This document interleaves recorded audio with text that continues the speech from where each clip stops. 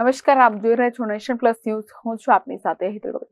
કેનેડામાં માર્ગ અકસ્માતમાં આમોદના વિદ્યાર્થીનું મોત નીપજ્યું હતું, જેના મૃતદેહને પ્લેન દ્વારા કેનેડાથી વતન આમોદ ખાતે લાવવામાં આવ્યો છે. આમોદના વિદ્યાર્થીનો 14 દિવસ બાદ લાંબા પ્રયત્નો બાદ પોતાના વતન ખાતે સૌ લાવી અંતિમ વિધિ કરવામાં આવી છે, જેમાં આમોદના ઋષભે જે પ્લેનમાં સપ્તાહની ઉડાન ભરી, એ ઋષભને ક્યાં ખબર હતી કે આ તેની અંતિમ સફર હશે અને એ જ ઋષભનો મૃતદેહ પ્લેન મારફતે વતનમાં લાવવામાં આવ્યો છે.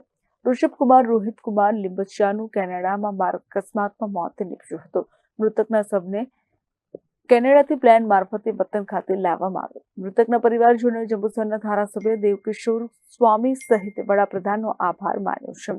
14 દિવસ પહેલા કેનેડામાં એક્સિડન્ટમાં 2 યુવક સહિત એક યુવતી સહિત 3 વિદ્યાર્થીઓનું કરુણ મોત નીપજવાની ઘટના બની હતી, જેમાં એક વિદ્યાર્થી આમોદ અને બીજો વિદ્યાર્થી પંજાબ અને વિદ્યાર્થીની અમદાવાદની હોય તેમ માહિતી સંભળાઈ હતી.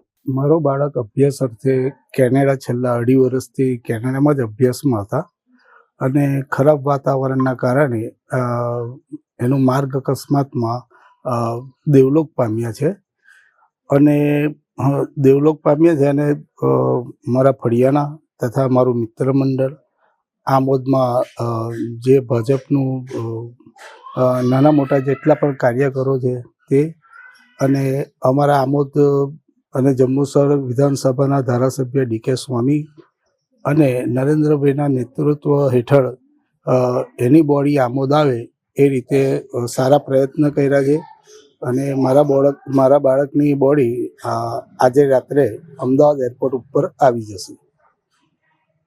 એની અંતિમ વિધિ ક્યારે કરવાની? મારા બાળકની અંતિમ વિધિ આવતીકાલે શનિવારે સવારે 7:30 થી 8ના ગાળામાં રાખેલ છે. આ મામલે આમોદ જંબુસર તાલુકાના ધારાસભ્ય પણ ઘટનાની જાણ થતા તાત્કાલિક કલેક્ટરને ફોન કરી ઉપર સુધી રજૂઆતો કરી હતી અને વિદ્યાર્થીની ડેડ બોડી આમોદ લાવવા માટે પૂરતા પ્રયત્નો કર્યા હતા, જે બાદ મૃતકને વતન ખાતે લાવવામાં આવ્યો હતો અને અંતિમ વિધિ આજે સવારના 8 વાગે સંપન્ન કરવામાં આવી હતી, જેમાં ધારાસભ્ય દેવકિશોર સ્વામી સહિત આમોદ તાલુકાની જનતા મોટી સંખ્યામાં અંતિમ વિધિમાં જોડાઈ હતી. આ સમગ્ર ઘટનાને પગલે પરિવાર ઉપર આભ તૂટી પડ્યો હોય ચારે બાજુ હૈયાફાટ રુદનના દ્રશ્યો જોવા મળ્યા હતા. અત્રે ઉલ્લેખનીય છે કે સમગ્ર ઘટનામાં મૃતકના પિતા રોહિતભાઈ લીંબચિયાએ આમોદ જંબુસરના ધારાસભ્ય દેવકિશોર સ્વામી સહિત તેમના પુત્રના મિત્રો સહિત ગુજરાત સરકાર અને માન્ય વડાપ્રધાનનો આભાર વ્યક્ત કર્યો છે.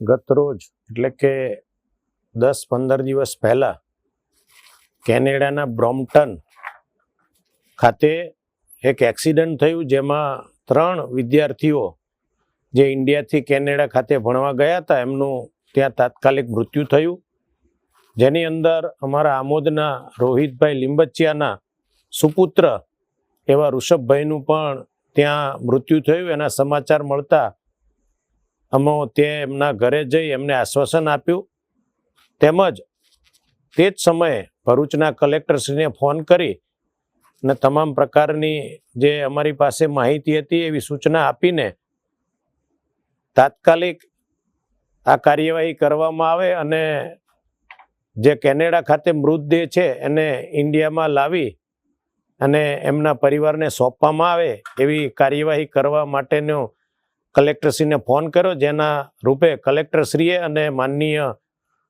સાંસદ શ્રી મનસુખભાઈ વસાવાએ તાત્કાલિક આ કાર્યવાહી કરી અને એ કાર્યવાહીના ભાગરૂપે આજે રાત્રે એટલે વહેલી સવારે કેનેડા ખાતેથી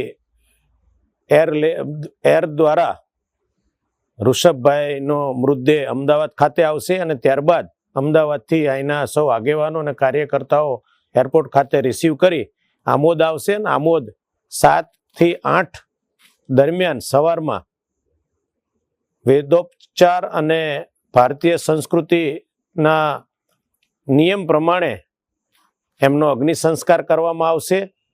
તો આજે કાર્યવાહી થઈ એ બદલ હું ભરૂચ કલેક્ટર, માનનીય સાંસદ શ્રી મનસુખભાઈ વસાવા, ગુજરાત સરકાર તેમજ માનનીય વડાપ્રધાન મોદી સાહેબનો હું હૃદયપૂર્વક ખૂબ ખૂબ અભિનંદન અને શુભેચ્છા પાઠવું છું. આવા કપરા સમયની અંદર એક નાના કાર્યકરના વાત સાંભળીને એક મોટું આવું જે અશક્ય કાર્યને શક્ય બનાવી અને અમારા જંબુસર અને આમોદ વિસ્તારના સૌ કાર્યકર્તાઓ વતી હું ખૂબ ખૂબ અભિનંદન પાઠવું છું અને આ વૃષભભાઈનું જે મૃત્યુ થયું છે એના આત્માને ભગવાન શાંતિ આપે એવી ભગવાનના ચરણોમાં પ્રાર્થના. Sandeep Dixit, nation plus news, Jambusar. સમાચારોના સતત અપડેટ મેળવવા માટે અમારી નેશન પ્લસ ન્યૂઝની યુટ્યુબ ચેનલને સબસ્ક્રાઇબ કરો, બેલ આઇકન દબાવો અને જોડાયેલા રહો ફેસબુક, ઇન્સ્ટાગ્રામ અને ટ્વિટર પર.